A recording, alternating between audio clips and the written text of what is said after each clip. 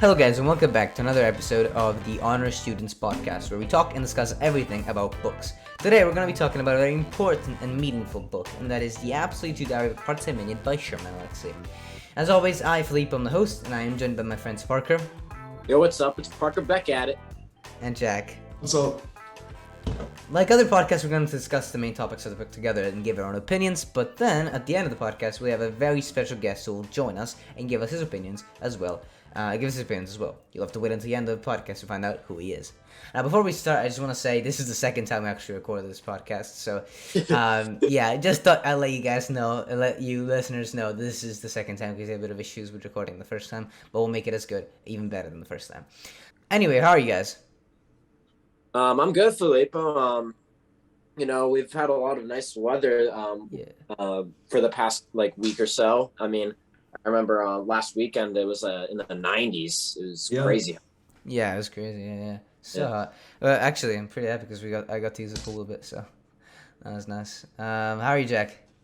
I'm great. Yeah, it's Wednesday, sun's shining. Finals next week, you know.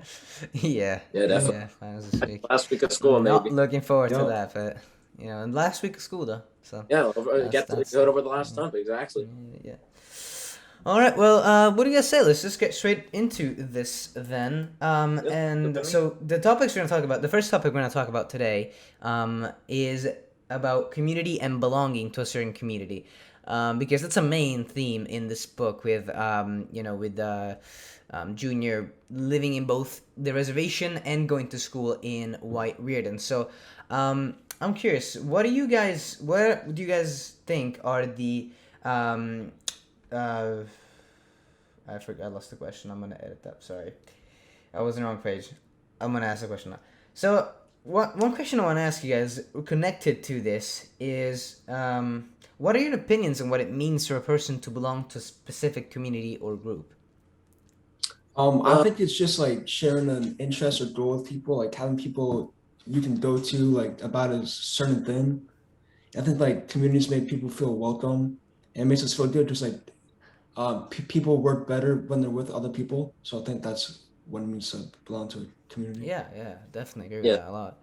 Yeah, I agree. I have to agree with Jack there. I mean, just to belong with the community. If you look at belonging, it means you belong somewhere. You fit in somewhere to a certain group. And Jack said, certain goals or characteristics or qualities that match up between each other with your group you're joining, and it creates a good relationship between the person and the certain group. But do you guys think you could be in a community without having similar beliefs or and even characteristics if necessary? Do you guys think you could still belong to a certain community if that was the case? I definitely think it's possible, Filippo, that you still could reach out to different groups that you are certainly different than, and still have a good strong relationship. I mean, despite having different characteristics from each other, you can still get along well. I mean, that's What do you have? I agree. Yeah, I agree. Yeah, definitely. I think that's the main thing about this book is, when Junior goes to Reardon, he doesn't have similar characteristics, he doesn't have similar cultures, he doesn't have similar beliefs to the people he's meeting and he's hanging out with, but at the same time, he's still able to enjoy spending time with them. Not at the beginning. At the beginning, he struggles to fit in a bit, but we see towards, as the book develops, that he is more and more accepted and he fits in more into that community. And similarly in in the reservation, he is treated a bit like a traitor, especially when he leaves at first. But as time passes, people, open up to him again and allow him back in the reservation, in the community, not just in the physical place of the reservation. I want to say my own opinions on these topics of community. So, I think there are two types of groups or communities, and we kind of talked about them right now, that a person can belong in, and that is belonging to a community connected by emotions, by the love for the people in that community, and connected to the community by beliefs, cultures, and characteristics, traits, all that stuff. And I think there is a big difference between the two, because if you're connected to other people in your community through emotions, you don't really care what they believe as long as the main thing you care about is the well-being of the people in the community. Exactly. And you want, it's basically, you love them, it's a place where you can love the people in the community. While if you are a part of a community that is, defined by its characteristics and traits and beliefs, you have to have the same beliefs as the other people, and that really matters, especially in, a political party, for example. Yep. You have to have the same beliefs as the people in that party to be part of it, and you don't care, you don't mind as much about the well-being of the people in that party as much as you care the well-being of the party and the popularity of the party itself, or of the community in general itself. What do you guys think about this? Yeah, so we had this conversation last time about like if a community can exist in like multiple places and like if it can like move around, and I think it can because like I said, like we care about the well-being of the people in the community, not like where it is, So that's what I think about it. Yeah. I agree.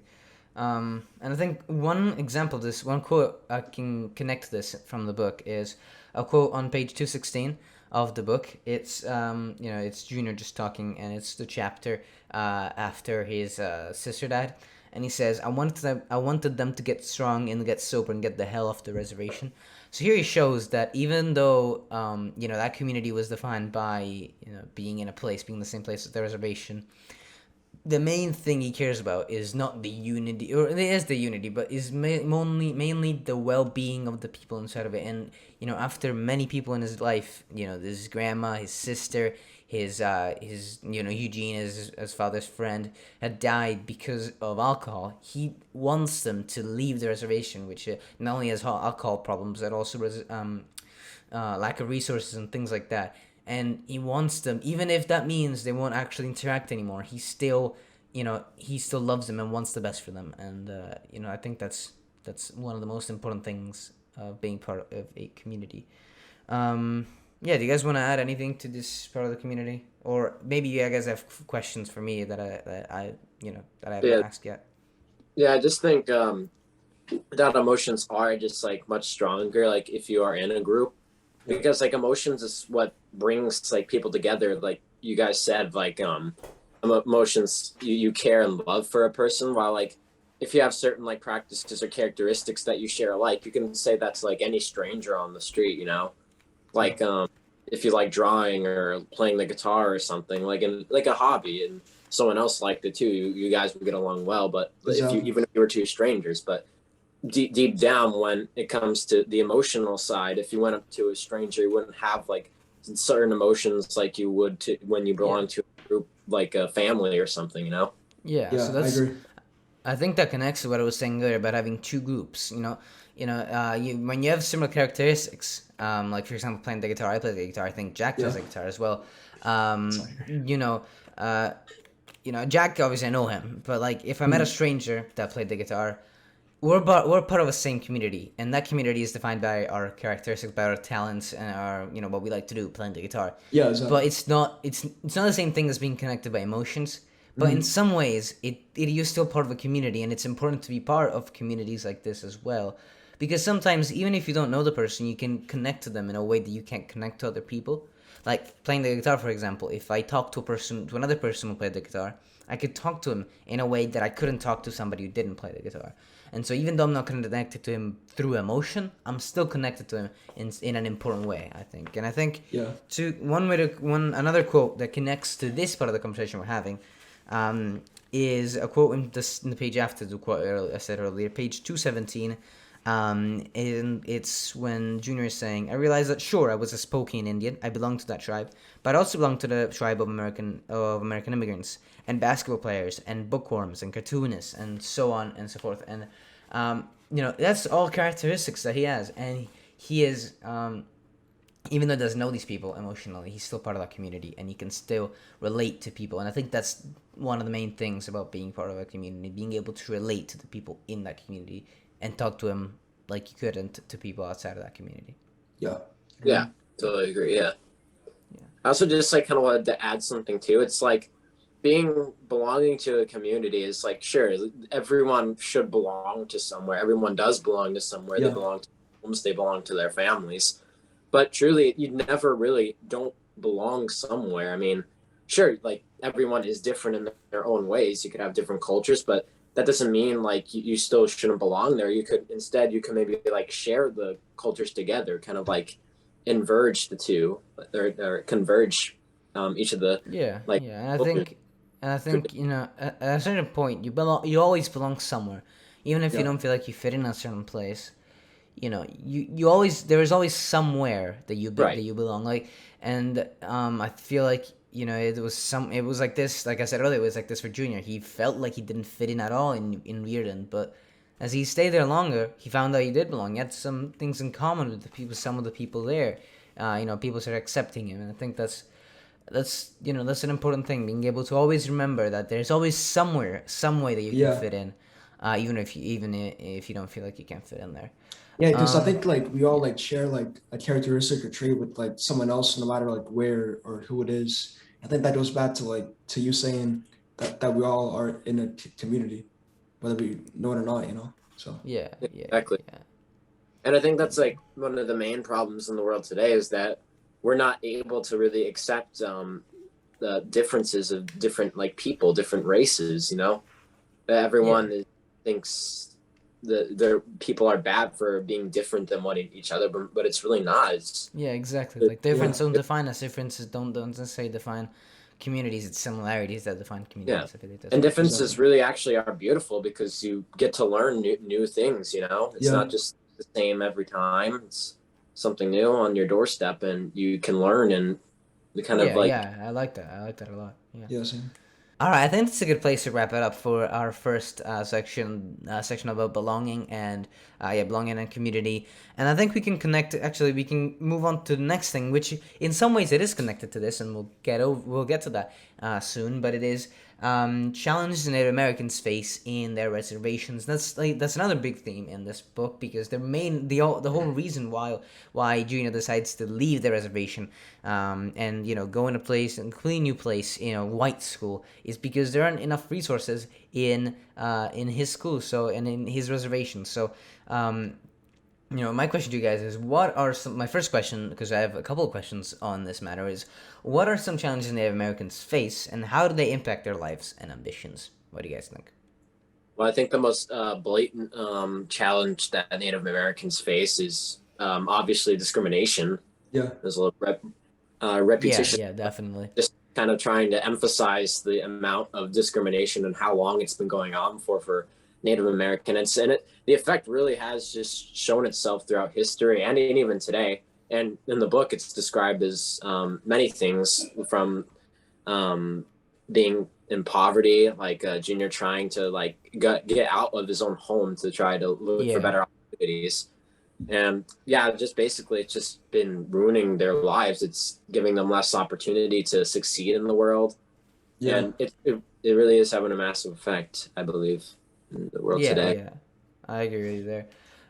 Discrimination is definitely one of the biggest things, and, you know, in a way, discrimination. Every other thing we're gonna talk about now, it is connected to discrimination, because none Right. of these challenges would even be here without discrimination. So, Really. Yeah. I think one of the main challenges that Native Americans face because of this is, you know, like you said poverty. You mentioned poverty, and unemployment in general. And yeah, there's actually a study by powwows.com, an article by powwows.com, that shows that an average of 33% of Native Americans live in, you know, very, very bad poverty, like barely any money at all, barely any, you know, resources and food at all. So, and that in itself, you know, causes everything else, poverty, and because that causes bad resources, that is both caused by and causes you know, lack of resources in reservations, and people turning to alcohol to solve their problems. That's another big issue that we saw in the book. Like I said earlier, with many people in his life, in Junior's life, dying because of alcohol, and yeah, that's what Yeah. I think there. Yeah, I agree with that. I also wanted to bring up another point too. I noticed in the book of the Diary of a Part-Time Indian, um, there was a major problem with alcohol abuse and consumption by many of the res people, like Junior's father and Eugene and stuff. Yeah. And I think that just plays a big role as well, like on discrimination. Like it's kind of almost hidden, but it's there that out usually when people consume alcohol in that amounts and get that drunk, it usually has to do with emotions of depression and just the hopelessness, I believe. And when they, like I said, they drink because they because of discrimination, they don't have any, pretty much nowhere else to go. They don't have any Yeah, they opportunity. don't have, even just people to talk to, professional people to talk to, and to seek help. Yeah. And alcohol Um, affects that. Sorry, but alcohol like affects that by like a death basically. I mean, Eugene got killed by his best friend when they were drunk because he didn't even yeah. recognize he killed them, and Yeah. then That's sad. there was a bunch of car crashes and stuff, and it just Yeah. really wrecks their lives as well. Yeah, yeah, yeah. And another thing that connects to this, to poverty in general, another challenge, is of course, like I said earlier, lack of resources, which, means not only means that people who suffer turn to alcohol, but and actual effects of lack of resources are bad education and incredibly bad healthcare systems. Um, there's and education. That's the main reason why Junior left. He did not have the education he wanted. As a pretty smart person, we see in the book, he is pretty smart. Yeah. He did not have Yeah, the education, and many Native Americans, maybe less so now than later, but than earlier. But Native Americans struggle with even learning their full potential because they can't achieve it in the system they're in. And another issue with lack of resources is, like I said earlier, bad healthcare. And one of the main things that, real world, issue that's connected to this, and that's also from the Powaz article, is COVID. Because Mhm. COVID has affected everybody, all the world, Yeah. in varying degrees. But now you could say that we haven't stabilized by any means. There's still thousands of cases, but it's gotten much better than the beginning. But Oh yeah. Native Americans are still struggling more and much more than everyday people in the United States and in most other countries. And it's sad because they are inside the reservations are inside the United States, which Yeah. in itself is not doing too bad with COVID. But because of discrimination and lack of resources and lack of education as well, that also has a part into this. They don't have the resources, the health resources, the healthcare, and things like that to cure and to vaccinate and things like that. And that's really causing, and one thing that's really destroying reservations. And one thing that I saw from this article is that many chiefs are also dying, and this is causing a rapid loss of Native American culture, which is just something that's such a shame, because I feel like the United States could have the resources if it wanted them to help Native Americans, but yeah, sadly that's not the case. Yeah. I think yeah, it's sad how like our government isn't trying to do anything to help or like seem to care. I think that's sad that we could Yeah, help, but we're I just not agree. doing yeah. anything. I agree. I agree. Yeah, And so to but I think connect it, go ahead, Parker. yeah, I think it's just like it kind of reverts back to like it reverts back to like poverty, like these Native Americans, they don't really have the wealth to really get what Yeah, like yeah. Like I said earlier, medical. poverty, lack of resources. Yeah, Exactly, they need help, but the government just decides not to help them. But yeah, that's sadly just the way our yeah. lives We go. still have a lot of work to do Or on this yeah, side. yeah, Um, okay, so to connect it to my second question, and my probably even bigger question to this, because much more opinion based, is why do you guys think not many people have the courage to do what Junior did? And by that I mean leave the reservation and search for better opportunities.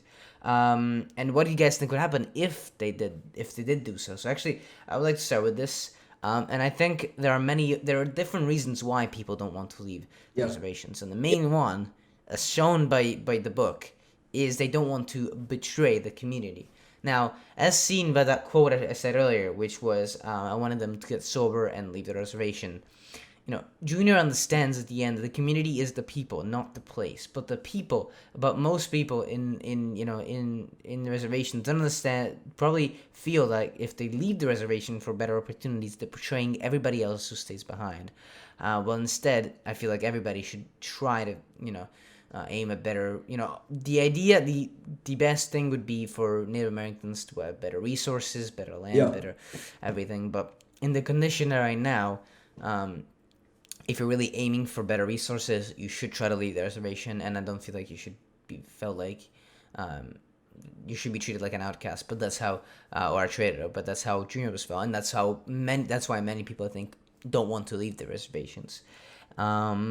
And connected to this, they don't want to assimilate either. They don't want to, because Native Americans and the United States government has had a struggle for hundreds of years with Native Americans trying to keep themselves independent. And if more people left, that would just not be the same exact thing. At least that's how I think. Let me know what you guys think. But that would not be the same thing if many people left. And Native Americans would just be Americans, with their own cultures, with their own with their cultures, traditions, and history. But they would still have no independence apart from that. No, Native American independence, if that makes sense. And I think that's another main thing.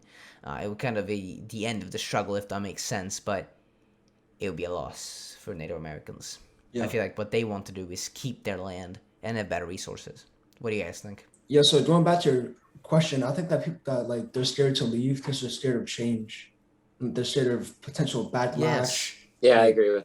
Yeah, You know what I mean? So yeah, definitely. I totally agree. Yeah, I just don't think I feel like they're definitely afraid, like Jack said, of like a change and fear of like discrimination, what will happen to them. They don't want to really find out what's on the next side of the door. Or some definitely do, I'm sure, but I think like it's Junior, for example. yeah, exactly. He was and as it was said many times in the book, that he was kind of like a rare type of Native American, that he was like the others, because he was the trying to find a quote, but he was like the odd one out, like that basically. Exactly. Yeah.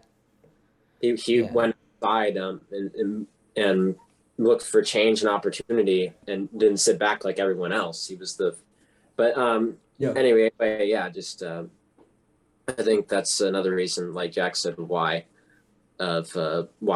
more people don't usually leave their res because they feel safer. Yeah, I agree, and that's to support your argument, and support what you're saying. There's another quote on 217. It says, "I wept because I was the only one who was brave and crazy enough to leave the reservation. I was the only one with enough arrogance."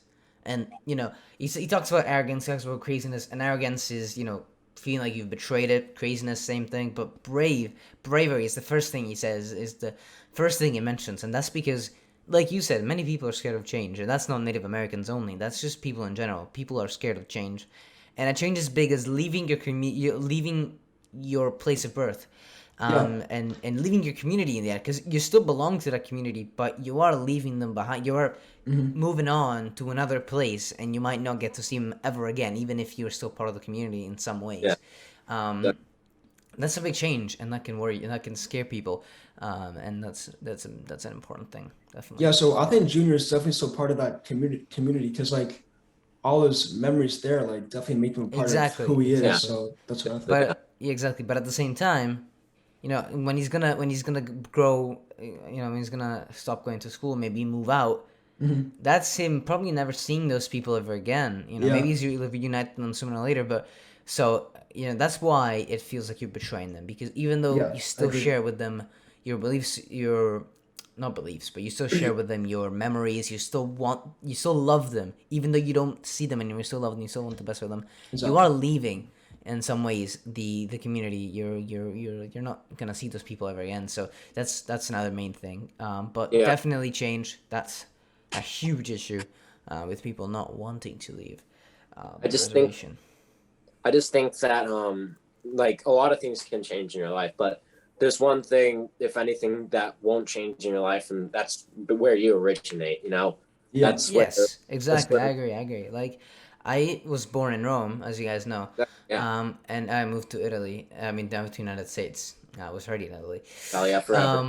And it's not like now I don't belong to the community of Italians anymore. If anything, I've actually gotten a lot more patriotic of my own country after getting here, because I see things and I'm like, oh, actually, we Italians do that better, or we do that worse. But I if anything, I've gotten more close to my fellow Italians by leaving them, if that makes sense, because I've been able to see, the positives of Yeah, exactly. Italians, and even though I don't see them as often, I'm still part of the community of friends I was in, of my family, and of everybody, of Italians in general, and that's a huge, huge thing in the book, Yeah. with Junior. Yeah. So And I think that just brings back a point, like new experiences, exactly. Like, that like yes, yeah, but yeah, like you were able to migrate over to the US and experience new things, like you said, and compare the US with your own home country, and it also yeah. like brings a stronger bond to you because it makes you proud to be an Italian. Exactly, Yeah, exactly. Yeah, yeah, exactly. yeah. But I'm also now part of the American community, of the community of Austin Prep, the community of my Yeah. friends. Yeah, exactly. Um, and that's the thing. You can enter and leave communities, or not Agreed. leave, as long as you are in a community where you're connected by emotions. You can't leave that community as long as Yeah. Exactly. those emotions remain alive. That's me by leaving Italy. That's Junior by leaving the reservation. Agreed. Um, All you can so really do is yeah. be proud of who you are, because that's who you are. You can't change that. You have to accept that and embrace it. Exactly. Yeah, yeah, yeah. Agreed. That it's a beautiful thing. But yeah, really agree. All right. All right. Well, would you guys like to add anything to this conversation? I feel like we talk about this a lot, and Yeah. we all agree to, Yeah. to the same exact thing. Do you guys want to add anything to this? I just wanted to add, like, you mentioned that how it would be a loss if the more Native Americans kept leaving the res like Junior. I Yeah, just, I feel like it would be a loss in terms of it could result in a loss of Native American culture. yeah, I'm kind of like, kind of like, I kind Disagreeing. of see where you're coming, but I also think it's also a good thing because if more of them spurge out of the res, it could mean new opportunities, more and more. They get more noticed, and they could share their cultures to more people and could keep spreading it outwards, to the whole world.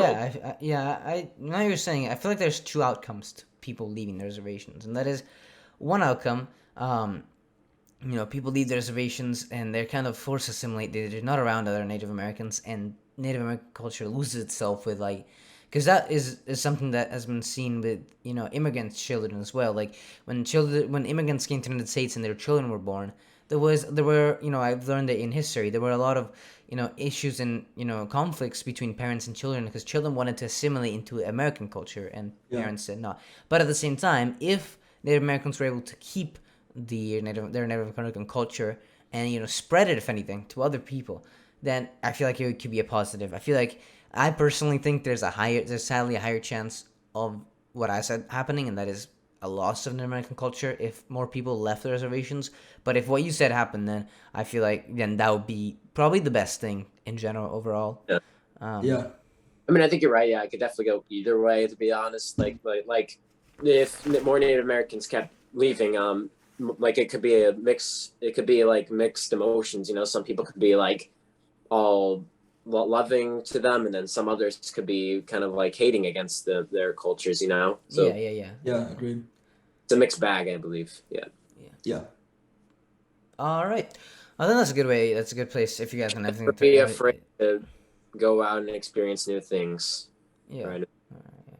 That's All right. my Well, if you guys don't have anything else to add, I think that's a good place to wrap it up. yes. To wrap up this part of the conversation, and I think then, without any further ado, let's get into the segment with our very special guest.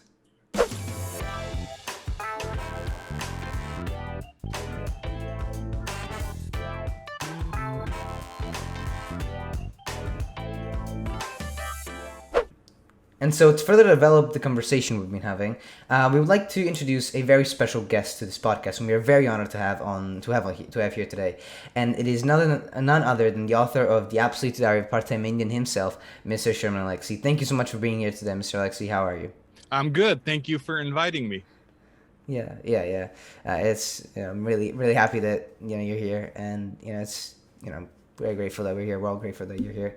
But I think we can get straight into the questions connected to the book. So the first question we're going to ask you is a more general question about the book and not connected to the themes we've been talking about in the podcast. But it is, what was your motivation and inspiration for writing this book? And did any of the characters relate to specific people in your life? Yes, well, it was almost an accident. For many years, a friend of mine who was a kids' book editor, Nancy, she would call me maybe once or twice a year and ask me where my kids' book was. Have you written your kids' book yet? Have you written your kids' book yet? And of course I hadn't, because that's not who I am. So this went on for years. Sometimes the only time I'd talk to her in a given year is when she'd call me to ask me if I had a kids' book. And it just so happened one year I was working on a memoir that I haven't published or finished about my family's history with war and military service. And I wrote a chapter about my first year when I left the reservation school to go to the Farmtown High School in Reardon, as True Diary tells that story. But it was in a memoir form. It was nonfiction, and it didn't fit the memoir. It wasn't about going to war. So I printed it out and set it on my desk. And within a day or two, just by coincidence, Nancy called me and said, "Where's your kids' book?" And I looked over on my desk, and that chapter was sitting there. And I thought, oh my gosh, I have it, Nancy, I have it. And the sad thing is that she didn't end up publishing it. It was a whole other publisher. But that's how the book started, just by happenstance. But in the book itself, it is autobiographical. I just teasing and being funny, I'd say it's 70% autobiographical. That many of the characters are based on real people or based on combinations of people. So Junior is me to a large degree, although he's a lot smarter and more emotionally intelligent than I was. Yeah. All right. Okay. That sounds great. And it's always nice to hear how authors come up with ideas to write their books. And I think this is one of the more different ways to how many authors come up to. Well, many authors get their books from incidents. I think this is one really cool way of how you got the inspiration to write this book. So now we're gonna ask you a question that's connected to the first thing that we're talking about, and that is belonging to a specific community of people or a community group of people, and that is something that is very much shown in the book. So how did their experiences differ growing up on a reservation compared to leaving your home and pursuing your dreams? And did you feel like you fit in well wherever you went, or did you, like Junior, experience challenges and did not fit in certain places? Well, when you can talk about small towns, they're all very similar in the United States. Reardon was very similar to Welpanet. A farm town is very similar to a reservation farm town. A mining small town is close to a farming town. But the big difference in the United States, at least, that a reservation town, you're talking about people who've been connected for at least 15,000 years. Yeah. Depending on your scientific view of when our ancestors first arrived in the Americas. So you're talking about, thousands of generations of humans who have been together in relatively the same place. So, and traditions that go back that far as well, and stories that go that far back as well. So it's been people are connected for a long time. We did a family tree in 6th grade on my reservation, and we were all related, including the teacher. So, and that's beautiful because you share so much history, but it's also a lot of pressure. It's where everybody around you is your parent. Everybody around you is your sibling. There's incredible social pressure to live up to those 15,000 years of tradition. So the peer pressure is enormous. The social pressure is enormous. And I was a weird kid. And it's interesting the way time gives you a different perspective. Over the last I'm bipolar, manic depressive, and I've known it for many years, but I didn't really fully explore it until the last few. And there's controversy about when a kid can first be diagnosed as bipolar, but I think I've had strains of it or hints of it since I was really young. And so I think a lot of my unhappiness and wanderlust growing up was related to mania, was related to mental illness. So I can't really pull the threads apart to understand how much of my unhappiness was related to my mental illness and how much of my unhappiness was related to circumstances, to my life itself. But that said, I was weird and I wanted out. I wanted to see the world. My mom always said that I was born with a suitcase in my hand. I was one of those kids, and we all know that kid. We all know those kids who want to go. And I didn't necessarily travel a lot geographically. I really didn't. I mean, I lived 5 hours from the res. But in my head, I did. I don't disparage tribal traditions, but I turned away from a lot of them. Not out of negativity, but simply I'm not there to participate. And that's a big deal. So, and when I got to Reardon, I didn't fit in because of my native culture, but I did fit in because I was a jock academic. I was a nerd hoops player, and I was good at both. And I just happened to show up in an era at that high school where nerd jocks ruled the world. So I fit in that way instantly. And it's then, as the book talks about, where you end up belonging to a lot of tribes at the same time. So I was a Spokane Indian, but I was also a nerd jock. And then at Reardon, there are ways I never would fit in large part because I'm native, in large part because I'm very liberal. I'm a progressive, and that's a very conservative town. I'm an atheist, and that's a very Christian town. But what happens is, and what happened was, I and Junior bonded with very different people because of what you had in common. That you didn't focus on the separateness, you focused on what brought you together. Yeah. That's great to hear. And I have a follow-up question to this. Even though you've left the reservation, when you were young, do you still feel like you belong to the community in the reservation, to the people in the reservation? That's a really good question, because now the place is filled with the children and grandchildren of the people I knew. So I don't know a lot of the kids.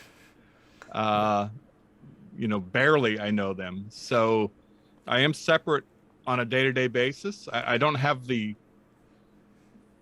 personal knowledge of these folks. I'm still connected to the land, to the place where I grew up, which has remained the same. Everything is still in the same place. And my siblings still live there, and all my cousins, and I'm close to all of them. But no, it's not the same. I'm very much an urban Indian now, and I'm not a res kid. I was raised res. That still affects who I am very much, but I'm a cosmopolitan dude now. Yeah. All right. Awesome. Okay. So the next question that we have is connected to the second topic that we talked about, and that is the challenges Native Americans face in reservations. Mainly that. And so we have two questions connected to this, but the first question is, similarly to Junior, how did the lack of resources in your reservation affect your life and ambitions, and how did you overcome these challenges to achieve the success that you have today? Well, I grew up very poor. We didn't have indoor plumbing until I was 7. So extremely poor. Yeah. And with a lot of addiction around me, a lot of abuse around me and to me. And it was extremely difficult. Every social problem that you can think of having, it was in my life. Yeah. So, and what that gave in me was a sense of wanting to escape, wanting to leave. That gave me the sense of wanting to escape, wanting to leave, to get away from there.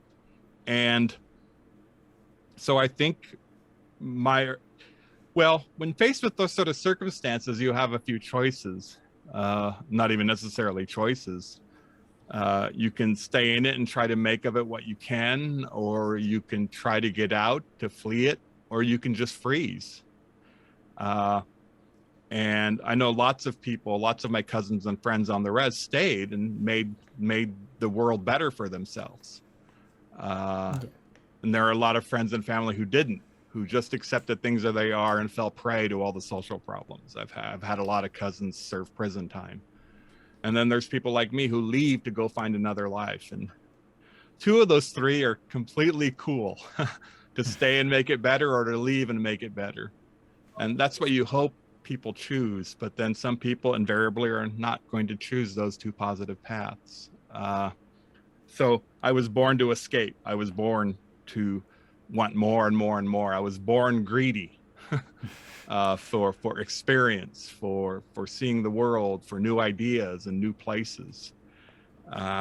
So that's what the social problems did for me. But there's a cost. Looking back, I realized I didn't have to sever myself so completely from my family, friends, and tribe when I left. But I was 14. What did I know? Yeah.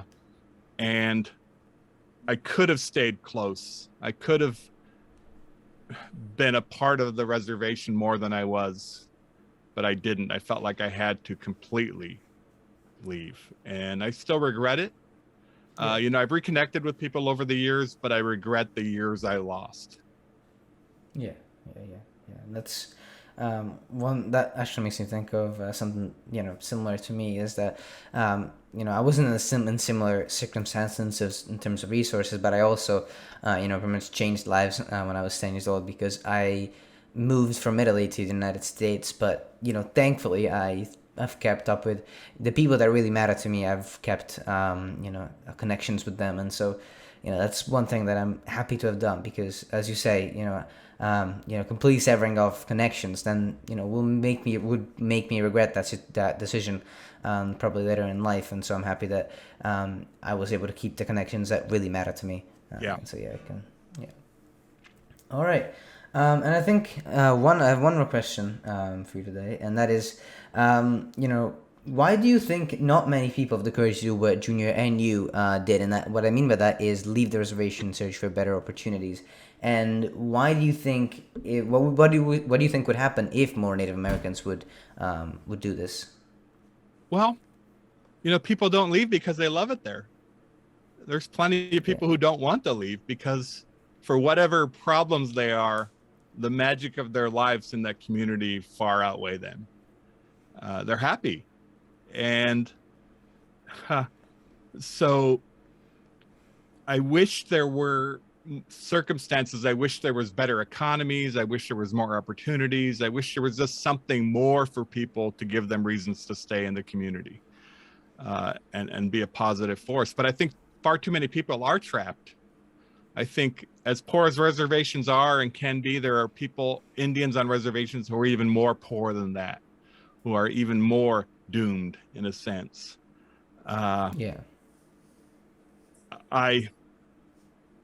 What would happen if more people left? Well, I would hope they'd go out, get their educations, and that plenty of them would also go back and help the res. I wish, it's funny to think about it this way, but in a sense, it's like a mission where people leave their communities to travel the world and to learn things and then come back. I wish there were more people doing that. And that's not who I am, but I wish there were more people who could do that. No. And actually, I just want to connect real quick back to what you said. What your first answer was about people not wanting to leave rather than not having the courage to leave. And because that's something that we hadn't thought about while doing our own discussion, and that's something really, from an insider point of view, does that make sense? From a person who lived in a reservation, that is a perspective that we had not thought about, but it makes so much sense when you explain it like that. All right. Well, I think that's all the questions we have for you today, connected to the topics that we have. Parker, do you have any questions you'd like to ask to Mr. Alexie? Yeah, I think I'd just like to ask one for you, Mr. Alexie. So you mentioned your inspiration for the absolute true die of a part-time Indian was like an accident, but I just wanted to tell, like, what was your main motivation of writing novels in general?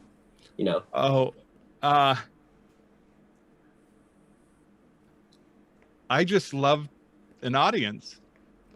I love to have my emotions that I put into a story be reflected back to me. I love to confuse people and make them happy and make them angry. I like to run people through the whole emotional spectrum range. So I love to entertain. I love to, and then the ultimate goal is you hope to make the world a little bit brighter, a little bit sturdier. You hope that people see themselves in your work, and it helps them. And also you hope people are challenged and made uncomfortable by your work, and that also changes them. So comfort and challenge, that's why I'm in it. I just think that's very good. Like, your talents you can use to make the world a better place. I think that's very well said. Oh, thank you. I actually thought of a question while you were answering the question that Parker asked, that's connected to this. So both Parker and I are writing a couple of books. It's more of a, try to see if we like it. And I was wondering, do you have any suggestions for us in writing these books? They're very different topics, so but just some general suggestions that you would have for us. Write every day, even if it's just a sentence. Write every day. Progress, progress, progress. That's the most basic advice I can give you, that even one sentence matters. All right, awesome. That's great to hear. Now with the summer as well, I think we'll be able to dedicate ourselves more on these projects, and I think that we'll use that suggestion for sure. All right, awesome. Would you, Mr. Alexie, would you like to add anything? Maybe tell us what you're working on right now, new projects, things like that. Yeah, well, one thing I'd like to add is, we all wear masks, and we don't even know what the last mask is. I wrote a poem a few days ago called "Your Mask or Mine," and about that. None of us is who we believe ourselves to be. And so one of the great things about writing, about thinking, is trying to figure out who we are ourselves, the mystery of ourselves. And I think Junior is on that journey as well, to find out who he is or who he thinks he might be. And so pulling off masks, putting other masks on, choosing among masks. And as far as what I'm working on the sequel, which I've been working on for 15 years, but I think I have it now. And I hope to publish that in the fall of 2023. And it's called The Magic and Tragic Year of My Broken Thumb. And in that book, Junior leaves Reardon for a basketball scholarship at a Catholic high school in Spokane. Wow. So he uproots himself yet again and goes on more adventures. Yeah. Is that part also connected to your life, or is that more of a creative? Well, I got the offer. I got recruited and didn't go, but I did go to college at Gonzaga in Spokane, a Jesuit Catholic university. So I'm translating some of those events back into high school. Yeah.